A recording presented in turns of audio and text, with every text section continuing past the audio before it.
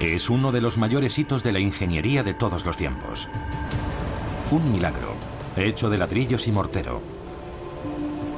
Un desafío a los escépticos que señaló la llegada del Renacimiento. La cúpula de la Catedral de Florencia. Construida hace 600 años por un orfebre sin formación como arquitecto que se atrevió a lograr lo imposible. Brunelleschi construye la cúpula cuando por la tecnología existente no era posible. No debería haberlo conseguido. Construida con más de 4 millones de ladrillos y un peso de 40.000 toneladas, es la mayor obra de albañilería que el mundo ha conocido nunca. Los métodos empleados para su construcción continúan siendo un misterio. Un profesor obsesionado por los secretos de la cúpula aúna fuerzas con un equipo de albañiles americanos para poner a prueba sus teorías. Poned ahí los ladrillos. Tuve que resolverlo yo solo porque el arquitecto no dejó nada escrito. No dejó nada para la posteridad. Tuvieron que hacerlo así. Es la única forma que tiene sentido. Los secretos del Duomo.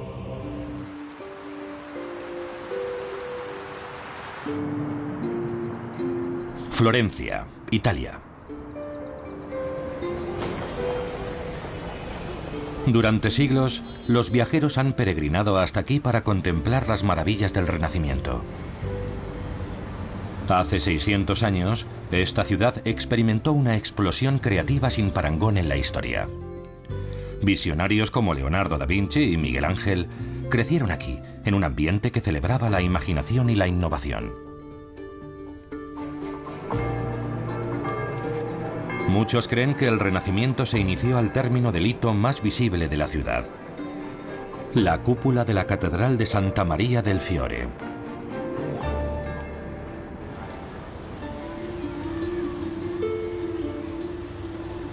Construida 60 años antes de que Colón cruzara el Atlántico, sin ayuda de máquinas o materiales modernos, la cúpula sigue siendo la mayor de su clase en el mundo. Es un icono envuelto en un misterio, porque nadie sabe exactamente cómo fue construida. Ciertas características hacen única a esta cúpula. Tiene la forma de arco puntiagudo, con 8 lados que se elevan hasta un punto central, rematado por una enorme linterna de mármol. Pero hay mucho más de lo que el ojo puede ver. Las cejas del exterior ocultan muros construidos con más de 4 millones de ladrillos. Y lo que parece ser una única y sólida estructura esconde en realidad 2 cúpulas, una dentro de otra. El espacio que recubre la cúpula interior es casi la mitad de la longitud de un campo de fútbol, mientras que la cubierta exterior se eleva 10 pisos por encima de los mismos muros de la catedral. Tiene 51 metros de altura.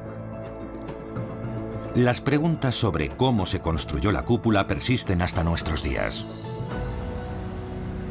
Hace 6 siglos, ¿cómo pudieron trabajar a semejante altura? ¿Cómo podían saber que los 8 lados se encontrarían en el centro? ¿Y cómo se sostenían sin desplomarse las empinadas paredes de ladrillo? Con la cúpula, Florencia entra en una dimensión diferente. El Duomo se convierte en el centro de una nueva ciudad, de un nuevo mundo. Es una estructura absoluta, elevada, retadora, llena de confianza. Es como una obra de Dios.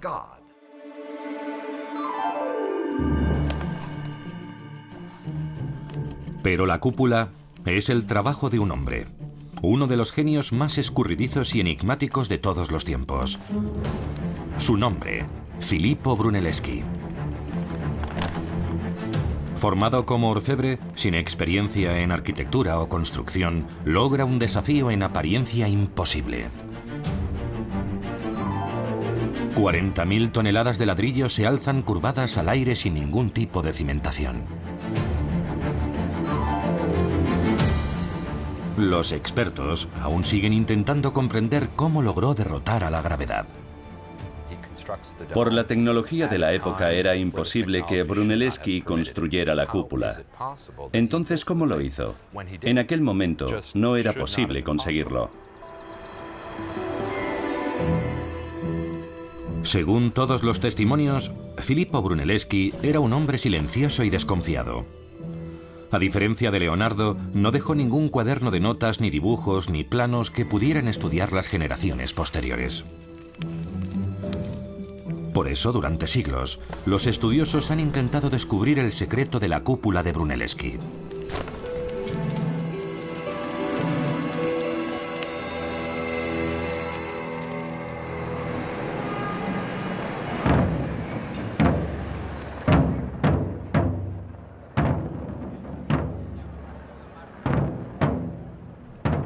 En Florencia veneran a Brunelleschi. Cada año se celebra una procesión el día del aniversario de su muerte. ¿Su destino?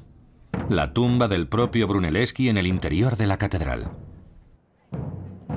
Massimo Ricci, profesor de arquitectura e ingeniería en la Universidad de Florencia, preside la ceremonia. Ricci ha dedicado 40 años de su vida a intentar comprender los métodos del maestro. Brunelleschi se ha convertido en una obsesión.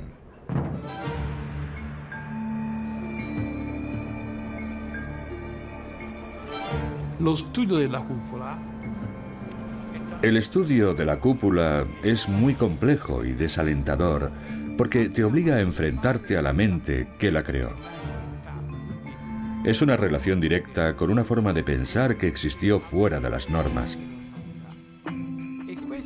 Y ese compromiso inspira cierto temor, pero al mismo tiempo hace que sientas un respeto inconmensurable hacia él. El misterio de la cúpula ha ejercido tal fascinación sobre él que durante casi 25 años, Ricci ha construido su propia cúpula en el parque de un barrio residencial de Florencia. Ha seguido los que, según cree él, fueron los métodos de Brunelleschi.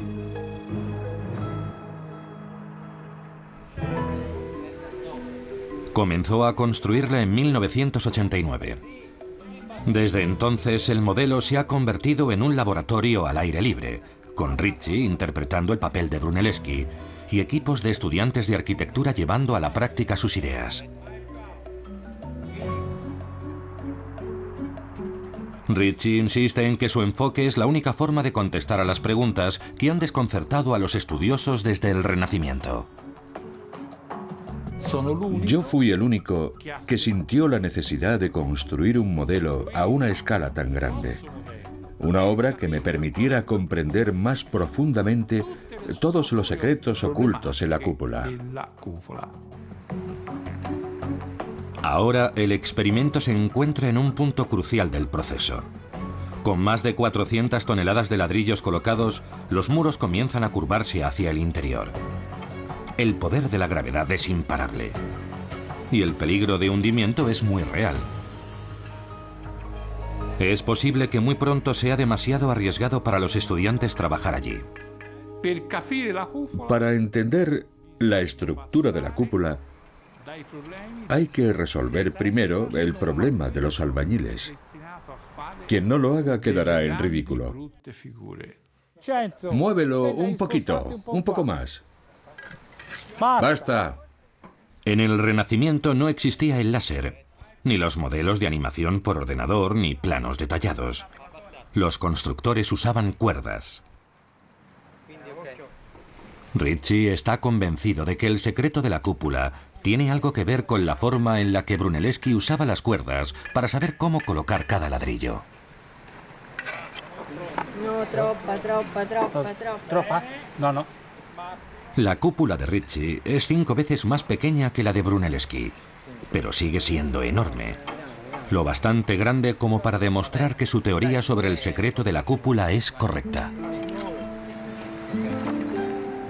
Yo creo que a menudo, cuando tienes a un artista cuya personalidad es tan desconocida como la de Brunelleschi, casi inevitablemente los estudiosos asumen el rol del artista. Lo que intentas hacer es ponerte en la mente del arquitecto. Intentar encontrar el secreto de la cúpula es intentar encontrar el secreto de Brunelleschi. La búsqueda de ese secreto comenzó en los años previos al Renacimiento. A comienzos del siglo XIV tiene lugar una especie de carrera armamentística medieval entre Florencia y otras ciudades-estado emergentes como Siena y Pisa. Todas intentan superar a las ciudades rivales con la construcción de catedrales cada vez más y más grandes. Los florentinos son gente muy creativa y también muy competitiva. Quieren hacer lo que nadie ha hecho nunca. Decidieron que otras ciudades de la Toscana, otras ciudades de Italia, tenían templos más grandes que los suyos y querían competir con ellas y, sobre todo, querían superarlas. En 1293, las autoridades de la ciudad de Florencia formaron un comité para supervisar la construcción de una nueva catedral. Quieren que la suya sea diferente a cualquier otra. A los florentinos no les agrada el aspecto de las catedrales góticas que han aparecido por toda Europa durante más de un siglo. Las consideran demasiado recargadas, con sus muros apoyados por arcos arbotantes y sus exageradamente elevadas y puntiagudas agujas.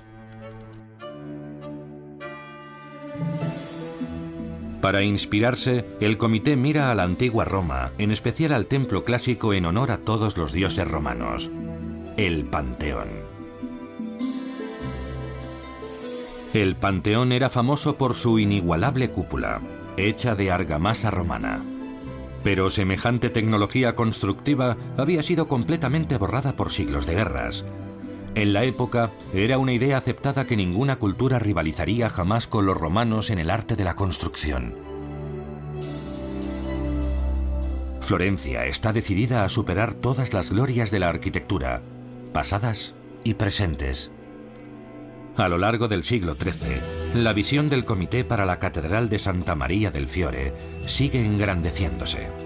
Más larga, más ancha, más alta.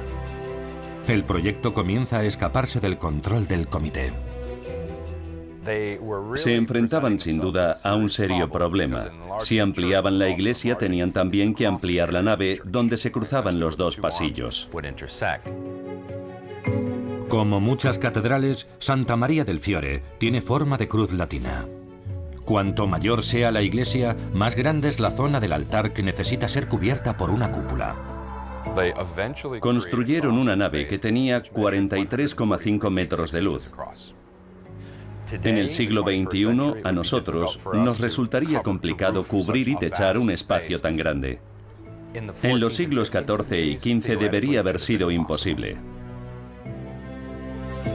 Un mural que describe la catedral antes de que comenzara la construcción de la cúpula muestra lo que el comité tenía en mente. Una enorme cúpula puntiaguda con 8 lados encontrados en el vértice. No hay duda de que va a ser espectacular. Solo hay una pega. Nadie sabe cómo van a construirla. ¿Por qué era un desafío construir una cúpula sobre esta catedral? Después de todo, una cúpula solo es un arco rotado 360 grados. Y en el 1300 las catedrales góticas usaban arcos y bóvedas desde hacía más de 100 años. ¿Cómo lo hacían?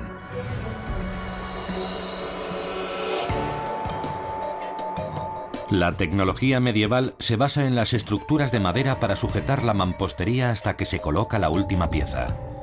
La tensión entre los dos lados permite que la estructura se mantenga por sí sola. Esta técnica es conocida como cimbra. Primero se levantaba una estructura de madera y encima se ponían los ladrillos y esperabas a que se secara la argamasa. Luego te santiguabas, retirabas la estructura y corrías porque el porcentaje de fallos era del 50%. Pero esta tecnología no servía para la Catedral de Florencia. El problema de fabricar una cimbra para Santa María del Fiore es que necesitaba unas dimensiones sin precedentes y habría sido extraordinariamente cara. El área bajo la cúpula es tan alta y tan ancha que la construcción de una estructura de madera para soportar la mampostería habría requerido centenares de árboles, años de construcción y sumas enormes de dinero. A menos que alguien inventara una forma de sujetar los curvados muros a medida que se elevaban, la cúpula nunca se hubiera construido. Lo más extraordinario es que se inicia un proyecto sabiendo que se carece de la tecnología necesaria para terminarlo.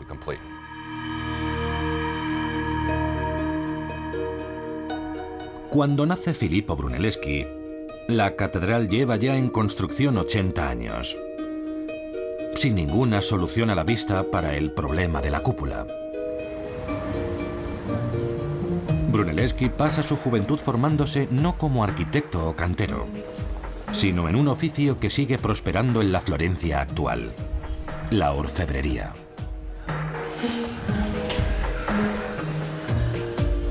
Es un camino que seguirán años después muchos artistas, incluidos Donatello y Leonardo da Vinci.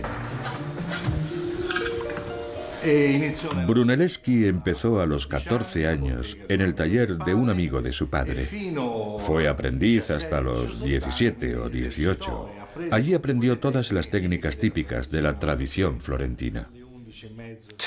A nosotros, en el siglo XXI, puede parecernos una extraña manera de empezar en la arquitectura. Pero, de hecho, en el siglo XV no había mejor manera de formarte para llegar a ser arquitecto, escultor o diseñador de cualquier tipo. Ellos trabajaban con oro, con plata, usaban su mente al igual que sus manos. Tenían que encontrar soluciones tanto desde un punto de vista práctico como estético.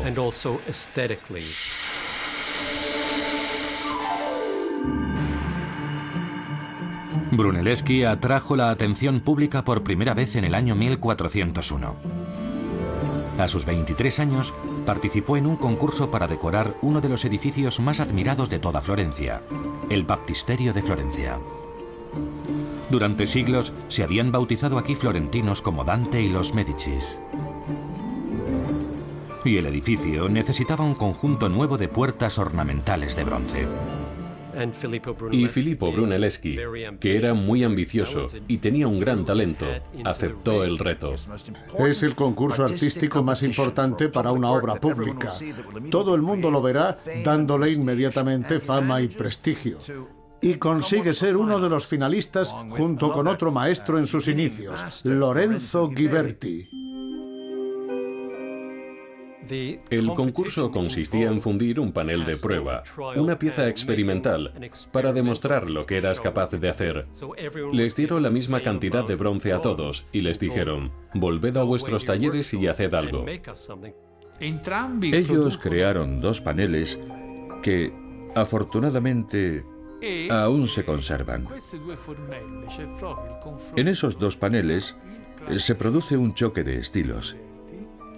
El estilo clásico de Ghiberti frente al renacentista de Brunelleschi. El Abraham de Lorenzo Ghiberti es muy hermoso.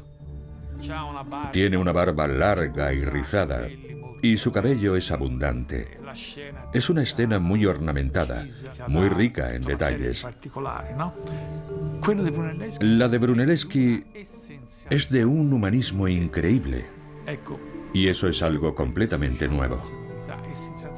Observad la forma en la que Abraham quiere matar a su hijo.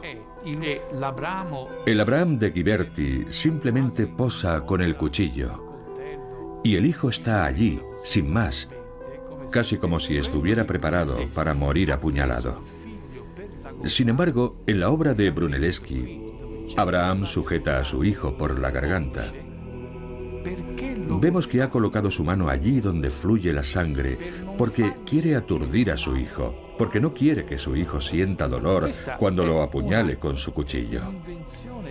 Es la creación de un genio increíble. Esta obra, sobre todo, define a Brunelleschi como artista. Esa es la diferencia que nos conduce al arte del 1400, al Renacimiento.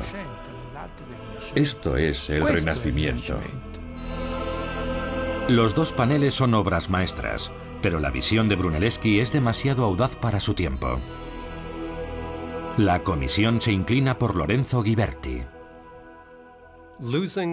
Sin ninguna duda, perder el concurso ante Lorenzo Ghiberti le hizo mucho daño. Un hecho que determinó la carrera de Brunelleschi y la forma en la que se condujo desde entonces. Puede que entendiera o no por qué había perdido, pero sin lugar a dudas, desde entonces, Filippo Brunelleschi debió sentir que tenía que forjarse un hueco. Tras el concurso, Brunelleschi, decepcionado, abandona Florencia. Poco se sabe acerca de su vida durante los siguientes 15 años, pero está claro que pasó algún tiempo en Roma estudiando los monumentos antiguos. Algunos creen que ya se estaba preparando para un futuro reto: construir la cúpula de la Catedral de Florencia.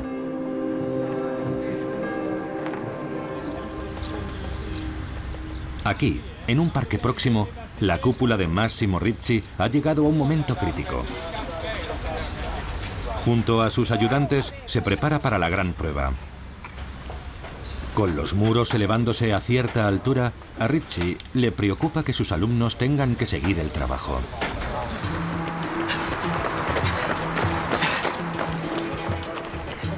Por eso, un nuevo equipo llega a la ciudad para ayudar a dar un último impulso a su experimento. Buenos días. Todos son maestros albañiles de Estados Unidos. Encantado de conocerle. Dave Wasocki. Don Hunt, encantado. Empezaremos por aquí. Todos son miembros del Instituto Internacional de Albañilería, dedicado a la formación de trabajadores en el oficio. Un cuarto de pulgada, media pulgada. ¿Cuántos centímetros es eso? Nada de pulgadas aquí. Centímetros. Sí, perdona. Todos tienen más de 20 años de experiencia en el oficio. No han venido a Florencia por la comida o por las obras de arte. Están aquí para poner ladrillos. Ahí está, perfecto. Los albañiles entienden la estructura básica del plan de Brunelleschi.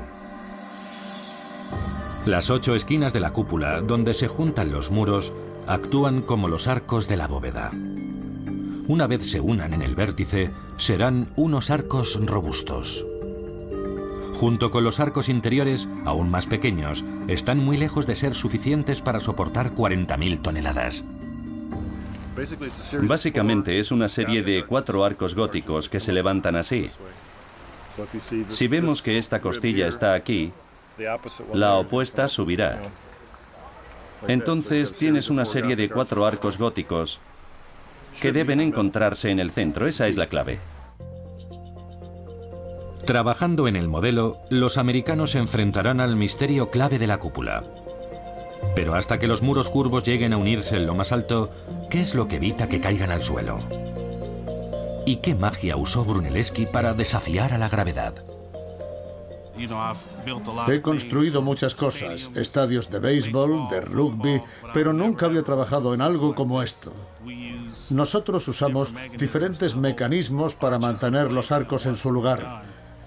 Y al terminar los retiramos. Pero esto no tiene ninguna estructura que lo soporte. Nunca había visto una construcción como esta. Su primera tarea será aprender a, literalmente, manejar los hilos y empezar a entender la teoría de Ricci. Son todos muy buenos.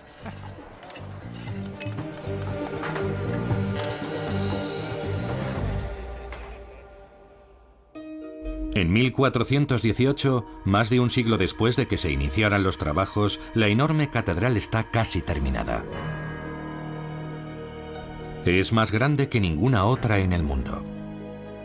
Pero sin una cúpula corre el riesgo de convertirse en el hazmerreír del mundo. Es evidente que a los habitantes de la ciudad les preocupaba este problema. Todos los florentinos hablaban de ello. Sabían muy bien que se arriesgaban a quedar mal ante sus rivales. Se dieron cuenta de que la obra había llegado a un punto en el que no podían seguir retrasando la construcción de la cúpula. Así que convocaron un concurso diciendo: a cualquiera que tenga una idea para hacerlo, la que sea, le escuchamos. Algo así como: envíen sus propuestas en una carta, por favor. No tenían ni idea de lo que iban a hacer, no sabían cómo seguir. Empezaron a llover las propuestas para la construcción de la cúpula. Pero todas compartían el mismo fallo crucial. Dependían del uso de una estructura de madera para mantener los ladrillos en su sitio durante la edificación. Solo un candidato promete construir una cúpula autónoma y autosustentada: Filippo Brunelleschi. Brunelleschi le dijo al comité que había encontrado la forma de que la cúpula se mantuviera firme a pesar de su curvatura interior.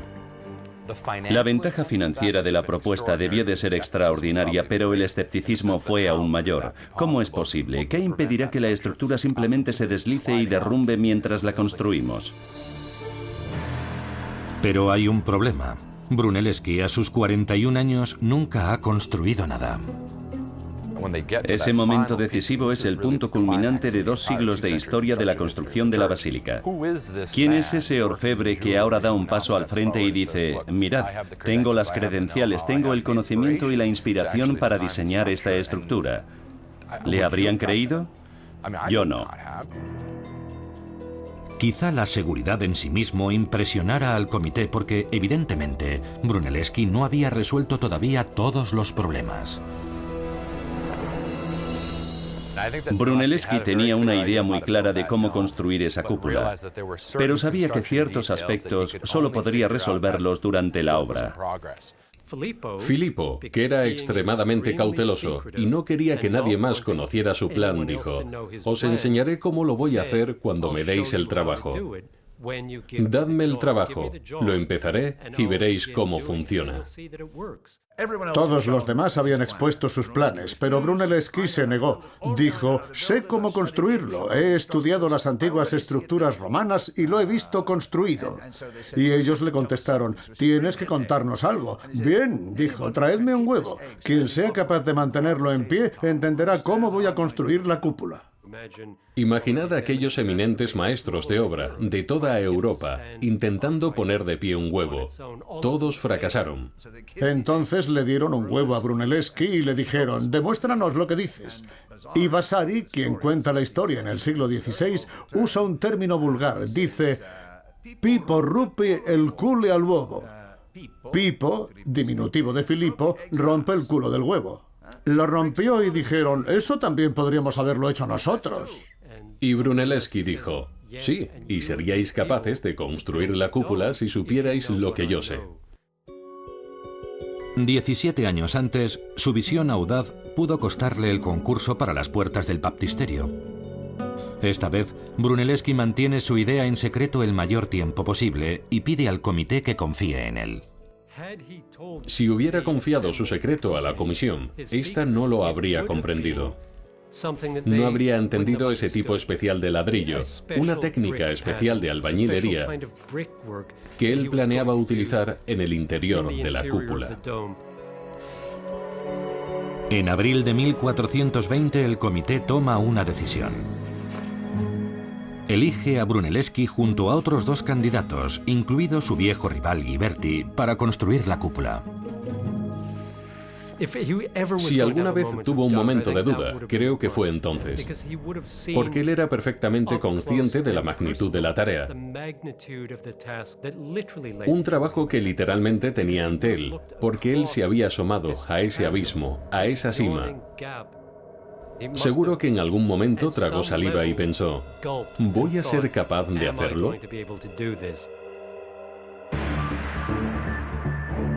Brunelleschi se convierte rápidamente en el líder y acepta su primer reto: subir los materiales de construcción hasta una plataforma situada a 50 metros de altura.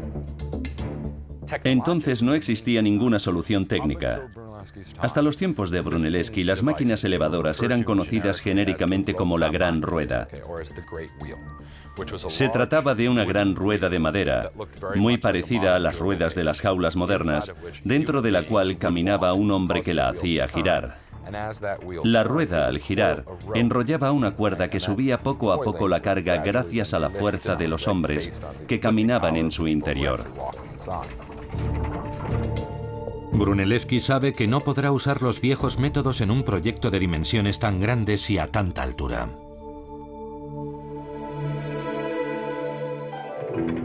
e inventa un montacargas que usa bueyes en lugar de hombres para subir y bajar los materiales. Ese es realmente el Brunelleschi ingeniero e inventor. Los hombres hacen girar una rueda que a su vez hace girar un eje vertical, accionando una serie de engranajes. De forma que cuando el buey se movía en una dirección, la carga subía. Pero lo más importante es que Brunelleschi se dio cuenta de otra cosa. No solo vamos a tener que subir material, también tendremos que bajarlo. Y así creó la primera marcha inversa de la historia. Que el buey se mueva siempre en la misma dirección ahorra un tiempo muy valioso. La grúa sube o baja los materiales dependiendo de cuál de las dos ruedas horizontales se engrane con la rueda vertical del tambor que enrolla la cuerda. Cuando hay que subir material, se engrana la rueda inferior y el tambor recoge la cuerda. Cuando hay que bajar material, se acciona la rueda superior haciendo que el tambor gire en la dirección opuesta. Solo con cambiar la rueda que encaja con el eje principal, puedes cambiar el sentido de la marcha, bajando materiales o subiendo materiales desde el suelo. El buey podía girar todo el día en la misma dirección y el transporte de materiales en cualquiera de las dos direcciones nunca se interrumpía. En 3000 años de ingeniería, nadie lo había conseguido. Brunelleschi llegó más lejos de lo que nadie había llegado hasta entonces. Cruzó una frontera insuperable hasta el momento.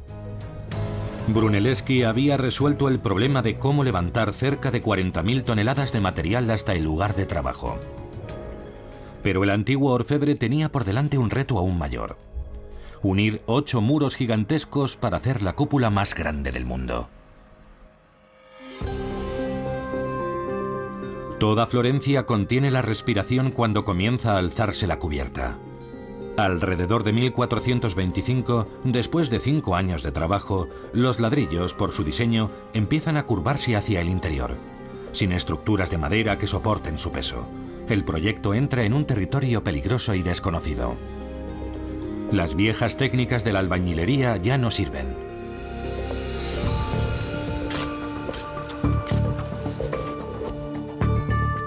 La mayoría de los muros se construyen disponiendo hilada de ladrillo tras hilada, una tras otra, fila sobre fila.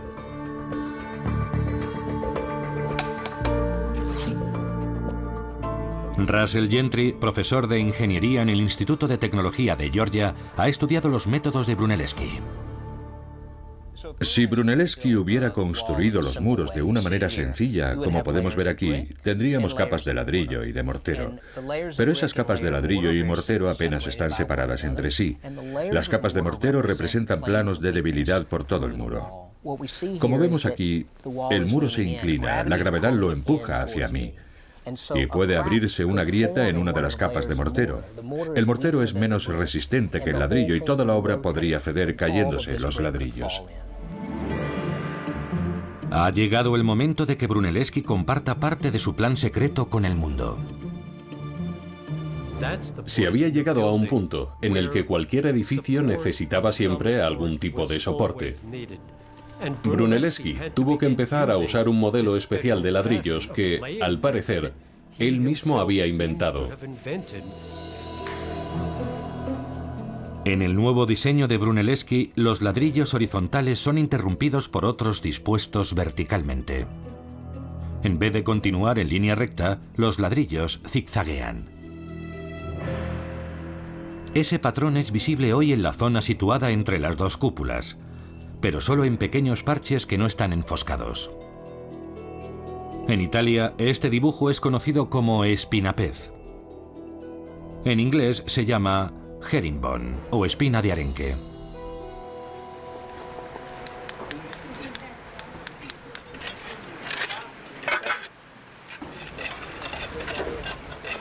Me parece que tenemos espinapez para cenar. El dibujo del patrón de espinapez se observa con mayor facilidad incluso en la cúpula de Massimo Ricci. El patrón es muy sencillo. Los albañiles americanos aprenden rápidamente esta técnica. Vale, perfecto.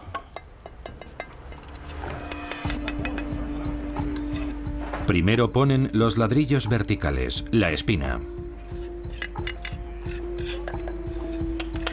Una vez colocadas las espinas, se calzan los ladrillos horizontales entre ellas, fila tras fila. En todos sus años de experiencia, los albañiles americanos nunca han visto ladrillos colocados así. Es diferente. Las técnicas son sin lugar a duda muy diferentes a las que nosotros conocemos. Es un sistema asombroso. Los ladrillos verticales del patrón espinapez refuerzan los puntos de debilidad del mortero. Evitan así que grandes secciones del muro se desprendan o desplacen y caigan al suelo. Si los colocamos todos horizontalmente, acercándolos poco a poco hacia el interior, siempre llegarían al punto de deslizamiento, el punto en el que resbalarían. Pero de esta forma no hay ningún punto de deslizamiento. Está todo unido millones de veces.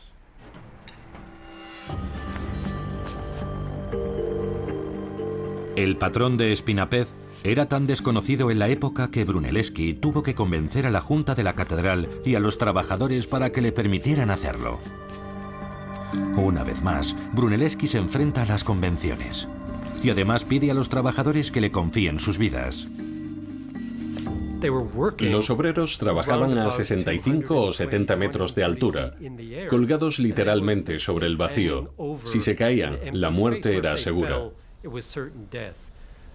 Por eso Brunelleschi necesitaba que sus hombres confiaran en él, y ellos necesitaban creer que Brunelleschi sabía lo que estaba haciendo.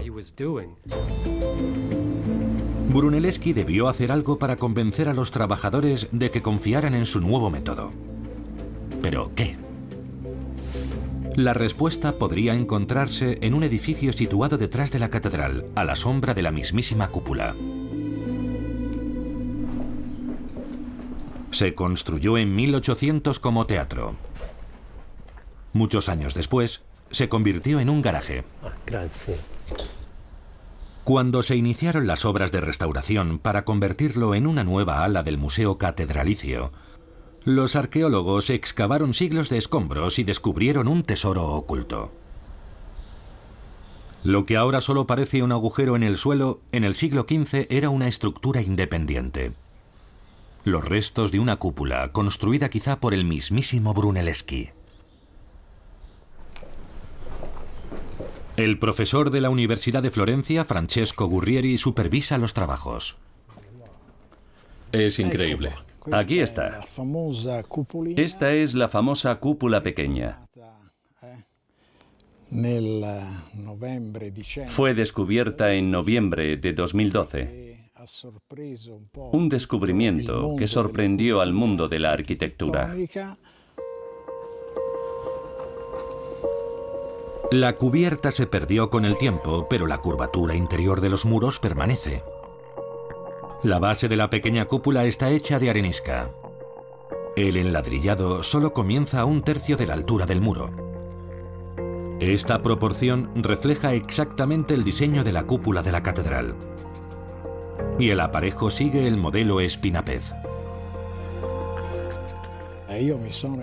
Me entusiasmé porque reconocí inmediatamente la presencia del patrón espinapez y enseguida lo relacioné con la técnica de Brunelleschi. ¿Crees que Brunelleschi estuvo aquí y dijo, así es como voy a hacerlo? ¿Este es el secreto para construir la cúpula?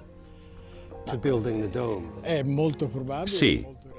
Es muy probable que durante su construcción Brunelleschi viniera aquí, que demostrara así el uso de la técnica del espinapez. Sí, creo que este es el modelo.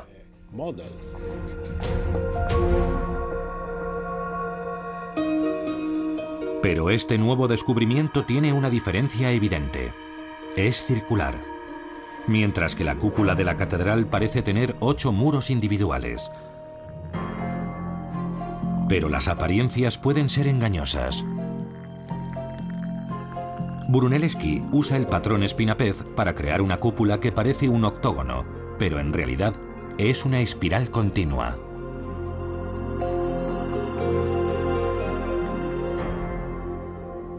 Estamos viendo la esquina de la cúpula de Massimo y lo que vemos detrás de esa esquina es el arranque de la base del aparejo. Y conforme ascendemos, podemos observar los ladrillos dispuestos según el patrón de espinapez. Si miramos con atención, vemos que arrancan aquí, giran detrás de la esquina y siguen ininterrumpidamente desde una cara de la cúpula a la siguiente cara. Simplemente moviendo algunos ladrillos en los lados, Brunelleschi consigue un nuevo patrón y logra dos objetivos importantes: prevenir que se extiendan las grietas y unir los 8 muros en un solo cuerpo. La forma en espiral resiste la fuerza de la gravedad de una manera más eficaz que una cúpula de 8 lados. Para muchos, el espinapez es el secreto de la cúpula. La construcción de la cúpula guardaba muchos secretos. Algo que los albañiles americanos han llegado a comprender gracias al tiempo que han pasado con Massimo Ricci. Mira eso, es una pieza. Tras 2 semanas de trabajo están preparados para comparar su trabajo con el original. La bóveda interior está completamente cubierta por un mural religioso. Vaya. La zona entre las 2 bóvedas solo ofrece atisbos de los elementos clave. Esto es una costilla de esquina, ¿lo ves? Sí. Y esto sería una costilla interior. Y el yeso lo cubre todo, salvo algunas zonas de ladrillo visto. Aquí puedes verlo. Es un buen ejemplo de espinapez. Vaya, esto es impresionante. Da un poco de miedo, ¿verdad? Sí, ya no podemos quejarnos por trabajar sobre nuestro modelo a escala 1,5 a 3 metros de altura. No. Al bajar, los trabajadores descubren algo que solo un ojo experto podría ver. ¿Veis esto, muchachos? ¿Veis cómo sube hacia el centro? Igual que en el modelo. Y mirad esto. Este de aquí es el arco horizontal. Los arcos descienden desde las costillas de las esquinas hacia el centro de los muros. Las enormes dimensiones de la cúpula hacen que resulte difícil apreciarlo. Pero los americanos reconocen su importancia gracias a Massimo Ricci.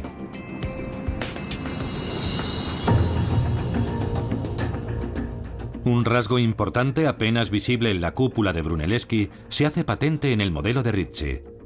La parte superior de los muros no asciende en línea recta, caen de esquina a esquina. Eso crea un arco invertido en el interior de cada pared, una de las formas más estables de la arquitectura. Estos arcos, combinados con el patrón de espinapez, mantienen los ladrillos firmes en su sitio, distribuyendo la carga de la construcción a través de los muros y evitando así que los ladrillos se caigan. Es un diseño muy ingenioso. Ricci tuvo que trabajar muchos años hasta encontrar la forma en la que Brunelleschi lo había conseguido y cómo se aseguró de que todos los muros se encontraran exactamente en la cúspide, a casi 92 metros de altura. Ricci estaba convencido de que la respuesta estaba en una de las principales técnicas de construcción de la época. Un sistema de cuerdas que los constructores del Renacimiento usaban para guiar su trabajo. Si Ricci lograba descubrir cómo disponía Brunelleschi sus cuerdas, habría descubierto uno de los secretos más codiciados de la cúpula. Sabía que las cuerdas guía debían estar fijadas a una amplia plataforma construida en la base de la cúpula. Pero ¿cuál era el patrón? Tuve que resolverlo yo solo, porque Brunelleschi no dejó nada escrito. No dejó nada. Ricci realizó cientos de posibles diseños intentando descifrar el secreto de Brunelleschi. Entonces, oyó hablar de un documento de hace 600 años que está guardado en el Archivo Estatal de Florencia. Es un dibujo sobre pergamino realizado unos 5 años después de que se iniciaran los trabajos en la cúpula. Este boceto es el único testimonio original que ha sobrevivido de la construcción de la cúpula. y es una crítica feroz a los métodos de Brunelleschi. El crítico, llamado Giovanni Di Plato, detallaba lo que consideraba los errores de Brunelleschi. La cúpula, advertía, está condenada a hundirse. Lo despedaza. Intenta despedazar a Brunelleschi, pero la realidad es otra. Giovanni Di Plato no entendía casi nada de lo que Brunelleschi estaba haciendo, pero nos legó con su crítica una información muy importante. Puede que Di Plato no entendiera el sistema de Brunelleschi, pero era muy meticuloso en sus observaciones. Dibujó cuidadosamente las cuerdas guía que Brunelleschi estaba usando para dirigir su construcción. Y lo que es más importante para Ricci, Di Plato también dibujó la plataforma sobre la que estaban atadas las cuerdas. Ricci se percató de algo extraño, una tenue línea curva alrededor de la plataforma. A Ricci le parecía una flor. Inmediatamente comprendió que era la clave del sistema de Brunelleschi. Cuando vi la flor dibujada sobre la plataforma, me dije: bien, he llegado al lugar correcto. Ricci incorporó la flor en la plataforma de su cúpula, usándola como guía para la construcción de los muros.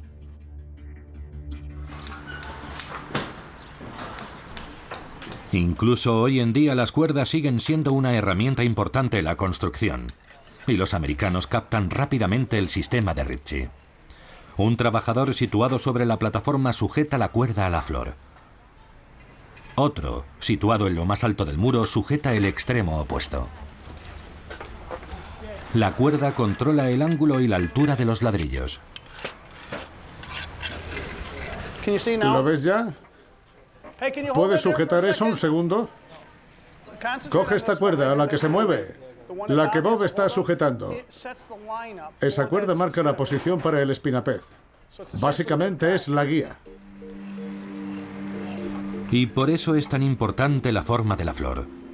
A medida que los trabajadores mueven la cuerda alrededor de la flor, la cuerda proyecta en el muro su curvatura. Y se crea así un arco invertido. Puede que los muros sean fuertes, pero para que la cúpula desempeñe su función, tienen que encontrarse en el vértice superior. Un pequeño error de cálculo, repetido cientos de miles de veces, conduciría al desastre.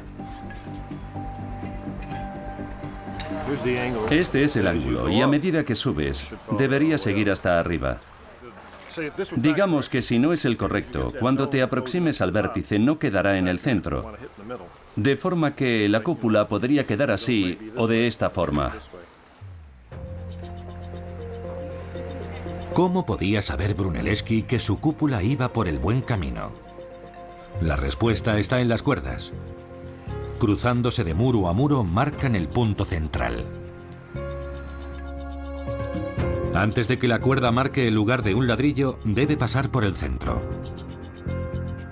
Ladrillo a ladrillo, los muros de la cúpula de Brunelleschi se elevan hasta encontrarse en la cúspide, a casi 92 metros de altura. Y la cúpula está terminada.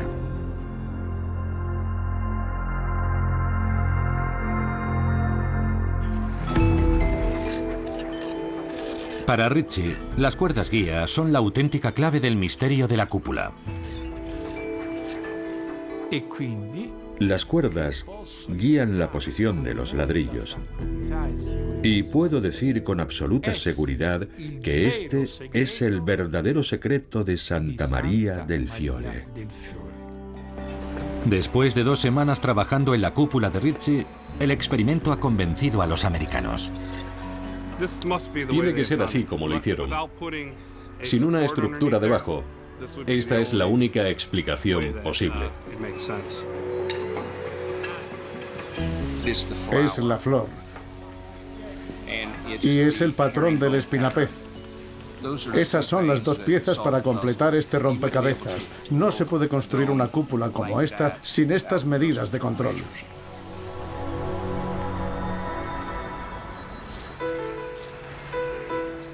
Massimo Ricci lleva ya más tiempo trabajando en su cúpula del que tardó Brunelleschi en construir la original.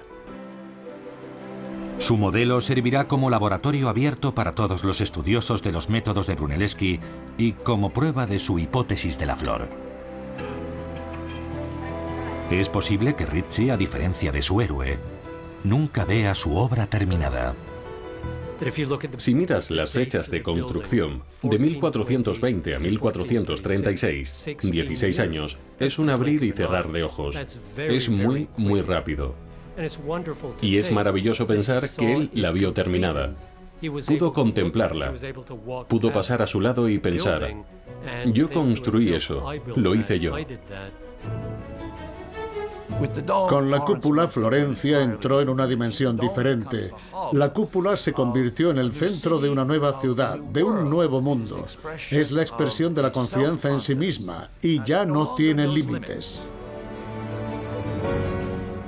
La gente necesita obras que puedan hablarle de su propia capacidad de soñar. La cúpula de Brunelleschi es quizá la mayor de esas obras en la historia del arte.